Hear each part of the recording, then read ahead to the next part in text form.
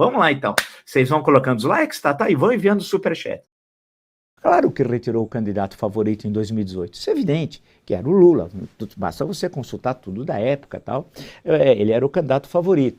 Mas foi referendada as decisões do juiz Moro, então juiz, né, na segunda instância e na terceira instância. A terceira instância, salvo engano, não aprecia as provas, né? Só a segunda. Mas ficou aquela suspeição depois com o episódio da Vaza Jato e com a decisão do Supremo Tribunal Federal. E mais ainda, quando o Sérgio Moro aceitou ser ministro da Justiça de Jair Bolsonaro, quando ele teve uma interferência direta ou indireta, eu estou, portanto, sendo muito sereno na análise, no processo eleitoral de 2018. Então ele não poderia, né, é uma questão ética de fazer parte de um governo do qual, direta ou indiretamente, ele foi responsável. Não estou dizendo que ele planejou, não estou nem entrando nessa questão. Vocês estão entendendo o que eu estou querendo dizer? De forma muito tranquila, porque é importante nessa hora buscar análises serenas e tranquilas sobre esse episódio. E mais ainda, quando ele saiu do governo, e ele saiu fazendo duras críticas a Jair Bolsonaro, ele acusou o Bolsonaro, por exemplo, de interferência na Polícia Federal para proteger seus amigos, seus filhos e tentar coagir adversários. E explicou que era especialmente a Superintendência do Rio de Janeiro. O Brasil inteiro acompanhou, inclusive a sua defesa exigiu que o vídeo daquela reunião fosse divulgado. E o ministro Celso de Mello deferiu, né, e o Brasil inteiro assistiu. Eu assisti, creio que vocês também assistiram. E foi uma reunião pavorosa, palavrões, xingamentos, etc. tal. E ficou claro lá que o Bolsonaro estava querendo usar a Polícia Federal a seu favor e ela subordinada, como nós sabemos, ao Ministério da Justiça. Quem era o ministro da Justiça? O Sérgio Moro. Ponto final. Então, tudo isso vocês sabem. Ele saiu do governo e tal, foi trabalhar no estrangeiro, aí cada um trabalha onde quiser. O problema é que na empresa que ele foi trabalhar, ela tinha envolvimento aqui no Brasil com as empresas que tinham sido investigadas na Lava Jato. Se ele estava, volto a colocar sempre o condicional, envolvido ou não naquela empresa norte-americana com o trabalho que ela fazia em relação a empresas que foram atingidas pela Lava Jato, não sei se sim ou não, mas já criava também uma suspeição, não é verdade? Criava uma suspeição. Quando ele termina o contrato, a empresa não quis renovar o contrato com ele, restava a entrar na política. Eu estou pensando em termos profissionais, olhando o lado dele, que ele já tinha abandonado os 22 anos de magistratura. Nesse caso, ele optou depois de ser candidato a presidente do Brasil. Depois, pré-candidato, né, entenda-se, acabou a candidatura não decolando da forma como ele imaginava. E ele, nesse ano, transferiu o título para São Paulo, criou um domicílio que era falso, todo mundo sabia que era falso, né? E ele sabe que é falso. Foi acusado sobre isso, a Justiça Eleitoral de São Paulo acabou falando, olha, assistimos à sessão, eu assisti à sessão, porque isso é transparente, nada é decidido de forma, numa sala secreta, como diria o Bolsonaro, a Justiça Eleitoral é absolutamente transparente, e ele foi anulado seu registro, ele transferiu, portanto, outra vez seu domicílio para o Paraná, né? Mas deixou da sua mulher em São Paulo, a senhora Rosângela Moro.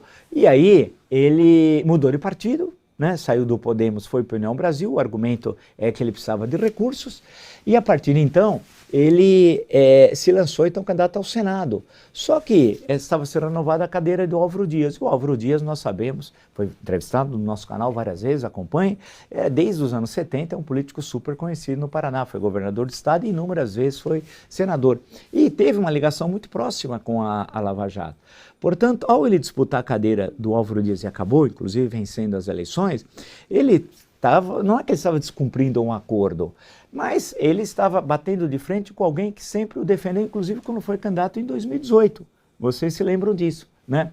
E aí o que aconteceu? Ele se aproximou do Bolsonaro e se aproximou de uma forma, né? Vocês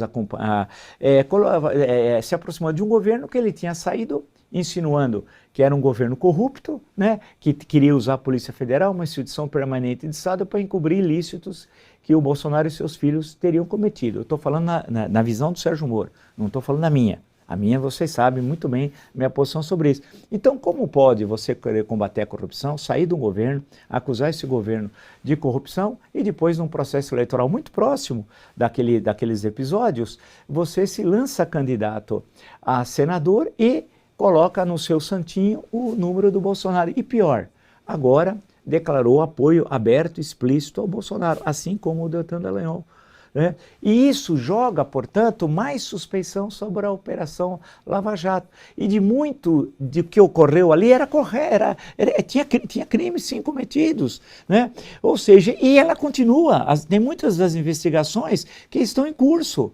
Ou seja, você lança suspeição sobre aqueles que eram seus colegas de trabalho no Ministério Público Federal e sobre decisões judiciais. Tudo pensando no seu projeto pessoal. No seu projeto pessoal. É um negócio inacreditável. Então aquele que você saiu dizendo que era corrupto, agora você está dizendo que buscando apoio e dizendo que vai combater a corrupção com ele, mas ele era corrupto. Como é que você vai combater a corrupção com ele? Foi palavras suas, né, naquela reunião e depois da sua defesa e por aí vai. E essa questão cria um problema muito sério ético, né? E vamos ver como é que isso vai se desenvolver na eleição. Eu queria só lançar esse ponto, sabe por quê? Porque eu debati, falei, tanto no Jornal da Cultura, em outros locais em que eu trabalhei, muito sobre a Operação Lava Jato, escrevi e tal, e quando foi aberto tudo isso, eu fiquei impactado, eu falei, meu Deus do céu, né? Quer dizer que aquilo que parecia ser uma coisa não era bem aquilo, né?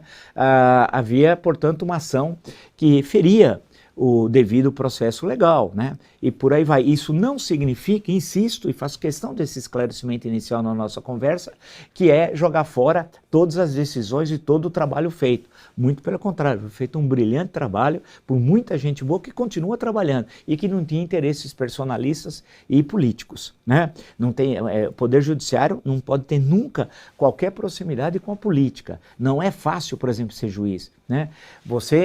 As relações, as festas que você vai, a convivência, tudo pode lançar suspeições sobre a ação do juiz. É terrível ser juiz, mas se você escolheu a carreira, tem de manter a ética, o decoro da magistratura, que não é coisa fácil registro.